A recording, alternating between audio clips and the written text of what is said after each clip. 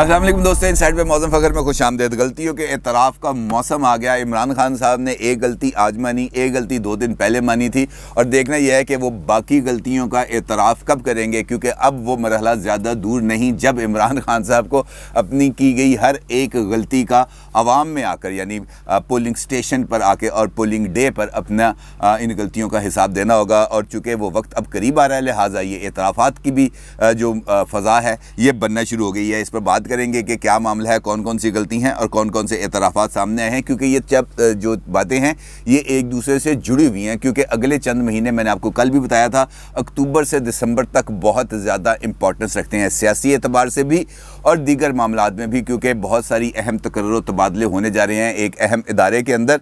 और most probably Imran Khan साहब अगले चंद दिन के अंदर अपने लिए एक नए DGISI का तकर्रर करेंगे और उसके लिए उन्होंने army chief general Qamar Javed Bajwa साहब से 3 नाम मांग लिए हैं। क्योंकि पहले वो ज़रा थोड़ा सा हिचकिचा रहे थे जनरल फैज़ हमीद साहब को मौजूदा जिम्मेदारियों से सुबकदोश करने के लिए, लेकिन अब उन्होंने इस बात पर आमादगी ज़ाहिर कर दी। और देखना ये है कि क्या उनको उन 3 नामों के अंदर अपने लिए वैसा ही नेमुल बदल मिलता है, यानी फैज़ हमीद साहब जैसा नेमुल बदल मिलता है, या क्या कहानी होती है। क्योंकि इसके बाद अगली परतें खुलेंगी और उसके बाद सूरत हाल और ज़्यादा वाज़ेह हो जाएगी। इसके साथ साथ मुस्लिम लीग नून इस वक्त खम ठोक कर मैदान में है और मुकाबला कर रही है और अपने आप को मजबूत कर रही है, मुनज़्ज़म कर रही है। नवाज शरीफ साहब रोज़ की बुनियाद पर तंजीमी इजलास कर रहे हैं, तंजीमी इजलासों से खिताब कर रहे हैं।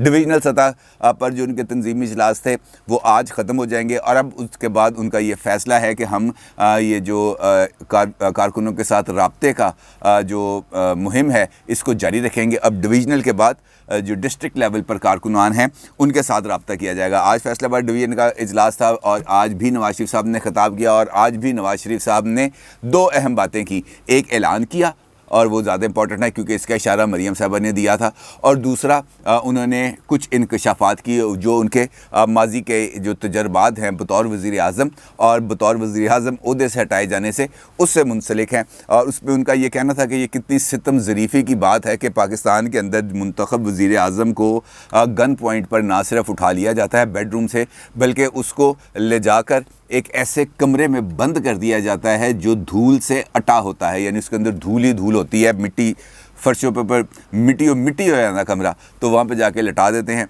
और कहते हैं मैंने जब ये देखा कि ये मैं एक ऐसे कमरे में आया हूँ तो फिर भी मैंने अल्लाह ताला का शुक्र अदा किया और उस धूल ज़दा कमरे के अंदर बैठ गया, लेट गया, और मेरे दिल में ये ख्याल आया कि कोई बात नहीं, ये धूल भी एक दिन छट जाएगी। और आपने देखा कि वो धूल एक मरतबा छट गई और मैं फिर पाकिस्तान वापस आया और पाकिस्तान वापस आकर मैंने आवाम की खिदमत का सिलसिला जारी रखा। ये वो बातें हैं जो नवाज शरीफ साहब मुसलसल अब कर रहे हैं, कुछ वाक़यात को अनलिश कर रहे हैं, लोगों के सामने बयान कर रहे हैं, बता रहे हैं कि किस तरीके से सूरत हाल पाकिस्तान के अंदर हुकूमत की और ख़ास तौर पर सिविलियन हुकूमत के लिए अपने आप के लिए जगह बनाना और काम करना मुश्किल है। और इसके अंदर यकीनी तौर पर उनके चूँकि अपने तजर्बात हैं इससे इनकार मुमकिन नहीं है, लेकिन जो उन्होंने इंकशाफ किया है एक और वो इम्पॉर्टेंट है। और इसका इशारा कल मरीम नवाज़ साहिबा ने जो इजलास है तंजीमी इजलास, उससे पहले सहाफ़ियों के साथ गैर रस्मी गुफ्तगू में भी किया था और उनका ये कहना था कि मेरी ख्वाहिश है कि नवाज शरीफ साहब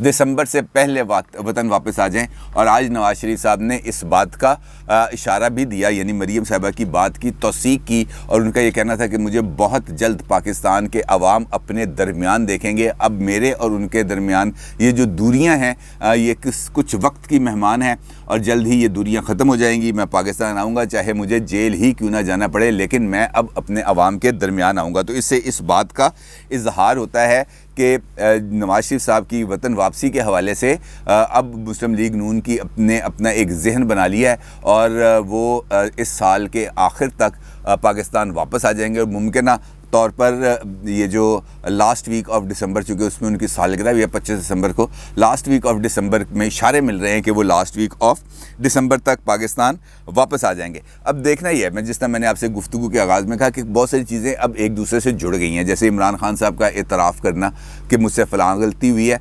ये जुड़ गई है। और इसके साथ साथ ये जो मैंने आपको तकर्रुर तबादले बताए ये जुड़ गए हैं, इमरान नवाज शरीफ साहब की वतन वापसी जुड़ गई है।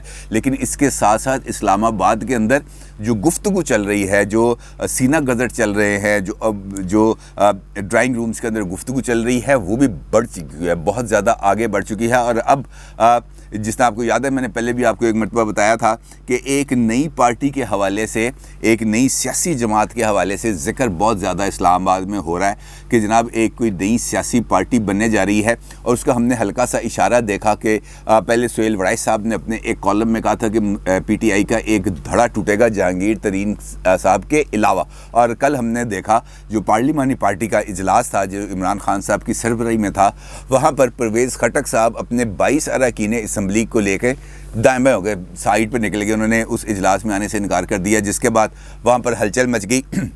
और ये भी इतलात हैं कि कल पार्लिमानी पार्टी के तकरीबन 70 अरकान गैर हाज़िर थे।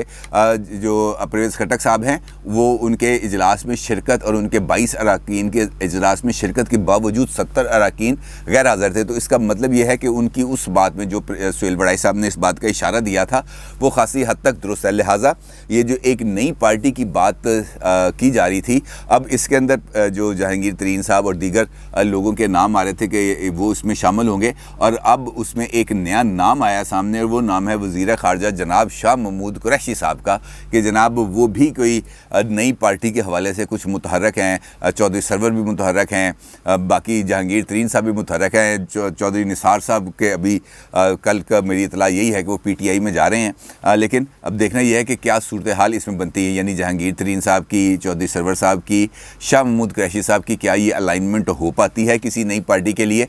और इस बात की तस्दीक की है जनाब मंजूर वसान साहब ने, जो ख्वाब देखने के हवाले से खासे मशहूर हैं। उनकी तरफ से भी एक बयान इस हवाले से सामने आया कि शाह महमूद कुरैशी मुतहर्रिक है, नई पार्टी बनाने जा रहे हैं। लेकिन वो कह रहे हैं कि जी मेरा ख्याल में उनको नई पार्टी बनाने में मुश्किलात का सामना होगा। अब देखना ये है कि मुश्किलात होंगी या नहीं होंगी, क्या मामला चलेंगे। लेकिन ये जो सिलसिला है इस हवाले से ये खासा गर्म है। इमरान खान साहब की बात करते हैं। उन्होंने आज एक तकरीब से ख़िताब किया जो एक नई ट्रांसमिशन लाइन का इफ्तिताह था, मटियारी ट्रांसमिशन लाइन। और वहाँ पर उन्होंने इस बात का इतराफ़ किया, सरेआम एतराफ़ किया, मीडिया पर आकर एतराफ़ किया। उनका ये कहना था कि जनाब ये जो CPEC के जो मंसूबे हैं इनकी जो तकमील है इसमें ताख़ीर हुई है। मैं इस बात का एतराफ़ करता हूँ। उसकी वजह कि पीछे से चाइनीज़ की तरफ से प्रेशर है बहुत ज़्यादा कि जनाब आपने, चूँकि आपको पता है वो डिसिप्लिन के तहत रह के काम करते हैं, अपनी टाइम लाइन्स को बहुत अच्छे तरीके से फॉलो करते हैं। लिहाजा उनका ये कहना था कि जनाब हमने अपने हिस्से का काम कर दिया, जो काम आपके ज़िम्मे था वो आपने लटका दिया है। अब ये तो कोई बात ना हुई क्योंकि आपने हमसे अच्छी खासी इन्वेस्टमेंट करा दिया, आपने हमसे ऑरेंज लाइन भी बनवा दी है, आपने हमसे यहाँ पे बिजली पानी के मंसूबे भी बनवा दिए हैं, डैम्स की तामीर का काम भी शुरू कर दिया। ये सारे CPEC के उन्होंने शामिल करवाए थे यहाँ पे गवर्नमेंट ने, आसिफ जरदारी साहब ने और नवाज शरीफ साहब ने। खैर वो चीज़ें हो गई, चलना शुरू हो गया, लेकिन उसके बावजूद जो पाकिस्तान के हिस्से का काम था वो नहीं हो रहा था। और आज इमरान खान साहब ने इस बात का एतराफ़ किया कि हाँ जी वाक़तन CPEC के जो प्रोजेक्ट हैं ये सुस्त रवि का शिकार हैं, बहुत देर की मेहरबान आते आते, लेकिन ये अभी बहुत काम बाकी है। और आपको याद है कि 2 दिन पहले वो गए थे कराची, और कराची जाकर भी उन्होंने इस बात का एतराफ़ किया कि जनाब हमें मिलजुल के काम करना चाहिए, हमें किसी को खला के अंदर या अपने से दूर करके हम किसी जगह पर काम नहीं कर सकते। सिंध गवर्नमेंट के साथ अगर हमने कराची के अंदर किसी जगह की कोई डेवलपमेंट करनी है, कोई प्रोजेक्ट लगाना है, तो ऐसा मुमकिन नहीं है कि हम सिंध गवर्नमेंट को बिल्कुल ही साइड पे कर दें और ख़ुद वहाँ पे आके काम का आगाज़ कर दें। फिर उन्होंने अपनी तंजीम को हिदायत की कि ख़बरदार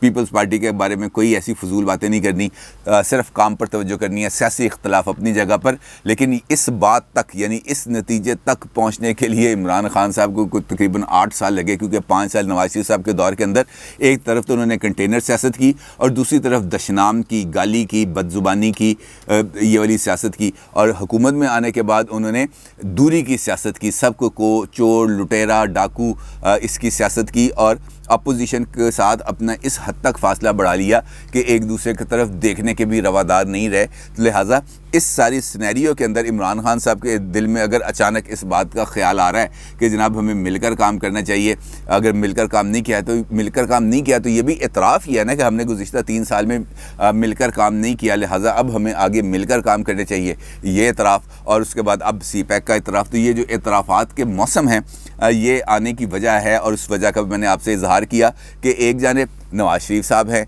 दूसरी जानिब अहम तकर्रुर तबादले करने हैं अगले 1 साल के दौरान, तो उन्होंने खासे तबादले करने हैं। लेकिन यहाँ पर जो सूरत हाल है वो इस बात का इशारा कर रही है कि नए DGISI की आमद और उसके बाद जो फर्दर पॉलिटिकल प्रोसीडिंग्स हैं उसके नतीजे में इमरान खान साहब एक ग्रे एरिया में अपने आप को फ़ील कर रहे हैं। लिहाजा अब लोगों के पास जाना है, उन्होंने आवाम के पास जाना है, क्योंकि इलेक्शंस उन्होंने कराने हैं अगले साल के एंड तक। लिहाजा उसके लिए अब ज़रूरी है कि उसके लिए ये जो गलतियां हैं, महंगाई है, बेरोज़गारी है, इसके हवाले से भी एतराफ़ किया जाए। और महंगाई के हवाले से भी उन्होंने आज एतराफ़ किया। उन्होंने कहा हाँ जी वाक़तन महंगाई बहुत बढ़ गई है, लेकिन इसमें हमारा कसूर कोई नहीं है। ये जो कोविड की वजह से इंटरनेशनल फूड सप्लाई चेन बहुत बुरे तरीके से मुतासर हुई है, लेकिन अब चूँकि दुनिया वैक्सीनेशन के ज़रिए कोविड पर काबू पा रही है, लिहाजा जल्द ही ये जो फूड सप्लाई चेन है ये बहाल हो जाएगी और ये जो प्राइसेस हैं ये कम हो जाएंगी। लेकिन दूसरी जानिब 5 रुपये 50 पैसे पेट्रोल की कीमत को भी बढ़ाने का फ़ैसला कर लिया गया। लिहाजा ये अजीबोगरीब से मिक्स बन गया है अब इस वक्त सूरत हाल का। दूसरी जानिब अहम खबर एक और भी है, वो भी आपके साथ शेयर करता हूँ, वो है शहबाज शरीफ साहब के मुतल्लिक। और यहाँ पर भी शहबाज शरीफ साहब के साथ चूँकि जब भी जिक्र आता है कोई ना कोई जो से हम कहते हैं अमूमी तौर पर क्या कहते हैं उसे, हाँ, साजिशी थ्योरी आके जुड़ जाती है। तो ये साजिशी थ्योरी भी एक जुड़ गई है, वो भी मैं आपको बताता हूँ। शहबाज शरीफ साहब को आपको मालूम है कि तवील अरसे से उनको कमर का प्रॉब्लम है, वो ज़्यादा ना बैठ सकते हैं, उन्हें बैठना है तो उनके लिए ख़ास चेयर और उनके बैक सपोर्ट चाहिए होती है, और इस तरीके से उठने बैठने में दीगर मामलात में उनको खासी तकलीफ़ का सामना करना पड़ता है।